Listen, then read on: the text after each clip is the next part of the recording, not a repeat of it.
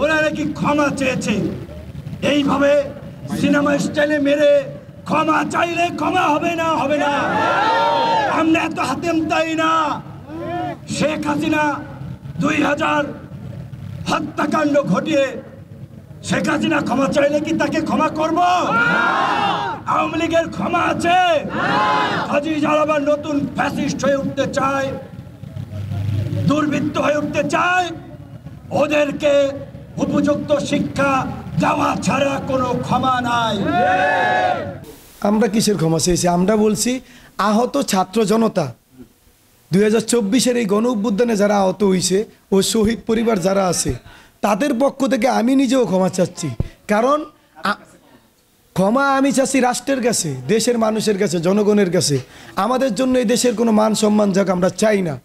আমরা ভুল করেছি যে আমরা যে কোনো দল দাওয়াত দিয়েছে বা ওইটা যাচাই না বাছাই করে আমরা গিয়েছি। কারণ আমরা গিয়েছিলাম আমাদের দাবি দাক্কাগুলো ওখানে তুলে ধরতে। আমরা কোনো রাজনৈতিক প্ল্যাটফর্ম তৈরি করার জন্য ওখানে যাই নাই। আমাদেরকে বিক্রি করার জন্য ওখানে নিয়ে গেছে, আমরা এটা বুঝতে পারি নাই। এটি একটা ষড়যন্ত্রমূলক সাজানো নাটক তাদের।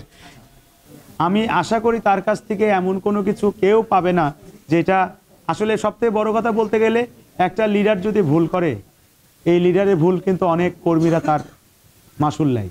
এবং একটা ডাক্তার যদি একটা অপারেশনে ভুল করে, সেই ডাক্তার শুধুমাত্র ওই রোগী সাফারার হয়। আমার নূর ভাই যদি লিডার হয়ে থাকে, নূর ভাই যদি বিচক্ষণ মানুষ হয়ে থাকে, দীর্ঘদিনের অভিজ্ঞতার থেকে সে অবশ্যই যাচাই বাছাই করে অবশ্যই আমাদের ভুল থাকলে পারে। আমি কিছুক্ষণ আগেও বক্তব্যে বলেছি যে আমি ব্যক্তিগতভাবে আমার নিজ দায়িত্ব থেকে বলছি, যদি আমাদের সবার ভুল থাকে আমি আমার জায়গা থেকে তার কাছে মাপ চেতে আমি অ্যাকচুয়াল পরিমাণও দ্বিধাদ্বন্দ্ব করবো না। কোনো নেগেটিভ আমি কোনো নেগেটিভ পজিটিভভাবে এই বক্তব্যের এখন কোনো মানে দিতে চাই না। কারণ সে তার জায়গা থেকে তার দলের লোক আহত হয়েছে, রক্ত ঝরেছে, কীভাবে রক্ত ঝরলো সেটা তদন্ত করবে। তার দলের সাথে আমাদের আহতদের যদি দুই কথা হয়ে থাকে কেন হলো সেটা তদন্ত করবে। সে বিচক্ষণ একজন ছাত্র নেতার থেকে শুরু করে আজ পর্যন্ত সে একটা দলের মুখপাত্র হিসাবে উঠেছে। আমি আমার ব্যক্তিগতভাবে আপনাদের মিডিয়ার মাধ্যমে ক্ষমা চেয়েছি, আমি চেয়েছি। কারণ ওখানে আমি একজন ভিকটিম। আমি 10 জনকে ডেকে নিয়ে গেছিলাম। আমার জন্য যদি 10 জনা সাফারার হয়, আমি নত হতে আমার কাছ থেকে ক্ষমা চাইতে কোনো সমস্যা নেই। খালি 10 জনা না, আমার এই 22,000 পরিবার যদি কোনো জায়গায় আমার জন্য নত হতে হয়, তাহলে আমি বলবো আমি নত হলে সমস্যা কি?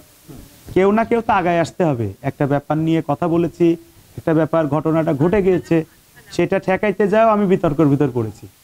আমি অবশ্যই চাইবো যে আমার জায়গা থেকে আমি একবার না 100 বারও ফারুক ভাইয়ের কাছে ক্ষমা চাইতে আমার কোনো সমস্যা নেই। সে তো আমাদেরই বড় ভাই। আমরা আহতরে আমাদের কোনো দল নেই।